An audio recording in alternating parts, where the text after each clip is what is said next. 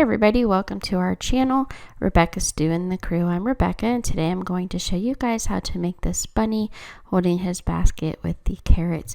The supplies you're going to need are one of these DIY wooden rabbits from the Dollar Tree, as well as one of their mini crates. You're also going to need some paper and some contact paper of your choice from the Dollar Tree. You will also need some scissors, something to write with. You're going to need a few paint brushes and some ribbon of your choice, one of these little heart-shaped gemstones from Crafter's Square Gems. You'll need some paint, any color that you wish. You'll also need either a painter's marker or a Sharpie, some greenery, and some of the floral foam, 2 of the pipe cleaners, and a little bit of the carrots here. I used 2 packs of those and some self-adhesive stencils. So let's get crafty. So the first thing I did was trace my rabbit out on a piece of paper, and the reason I'm doing this is because I am going to sketch out some little pieces of the ears, the belly, and then the foot pads so that I can use those as stencils for my contact paper, because I want to use that floral contact paper on the rabbit to give him some decorative spots like fur. And then the rest of his fur, I was just going to paint a solid gray with some light stencils on top of that to give it some texture. So I just sketched those out the best that I can. I'm not an artist, and then I just fill those out with the pencil there so you guys can see what they look like. So then I went ahead and cut those out.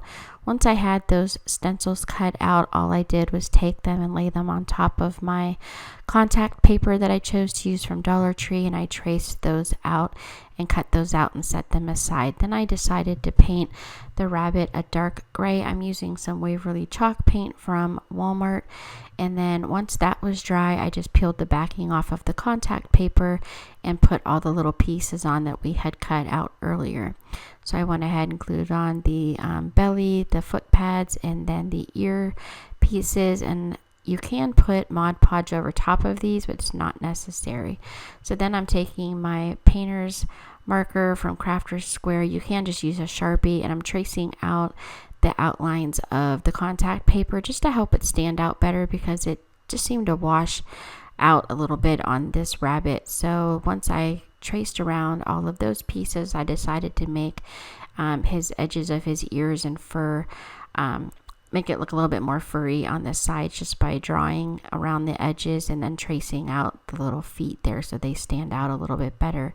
Then I'm taking that adhesive stencil and I'm very lightly laying it on top of the paint, of the gray paint there that I had already painted, and then I'm taking my gray paint, I added some white to it, and I'm just using a very dry brush to rub in circles on the gray paint here so that my stencils will show up. So you just want a tiny bit of paint on that stencil, and you don't want to paint over top of that contact paper, but you can see through the holes fairly well, so you don't paint over top of that. And then be careful when you're pulling that stencil off that you don't pull that contact paper off. You do want to be mindful of that. So once I had the whole bunny done with those little flowers on there, I just painted 2 little cheeks that were just pink circles. I glued that heart shape on for the nose upside down, and then I googled what a bunny face looks like, and this is what I came up with. I just drew that with the painter's marker, and then I used a white paint marker to fill in the eyes. But you can use, like I said, like a chalk marker, you can use a Sharpie, or you can just use paint. It's really up to you. I filled in the mouth with some pink paint, and then I took some black pipe cleaners and cut those in half, wrapped them around a pencil to make curly whiskers. And I want 100% happy with the black whiskers. I wish I would have had white pipe cleaners. I think they would have looked better. I feel like this looks almost like he has a mustache, but he's cute nonetheless, so it's okay. So then I went ahead and painted the little crate here. I decided to paint that all black.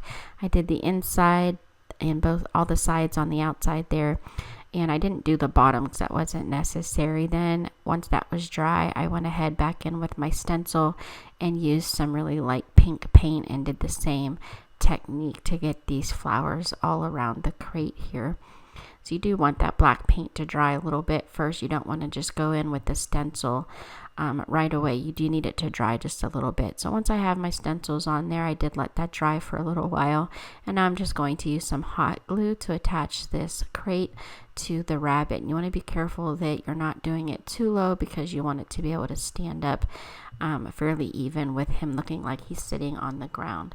Now fill your basket up with some of your floral foam, and take some flowers and greenery of your choice. I'm just using Dollar Tree flowers, and stick that down into your floral foam. You can use some hot glue to help make sure that that stays in. And then I just filled the basket with 2 packs of those carrots.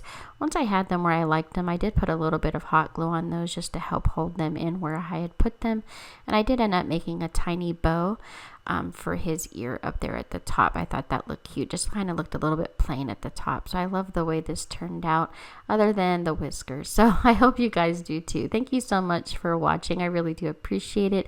Don't forget to like and share this video. Please subscribe if you haven't done so already. And here are some other videos from our channel you might also enjoy. Have a great day.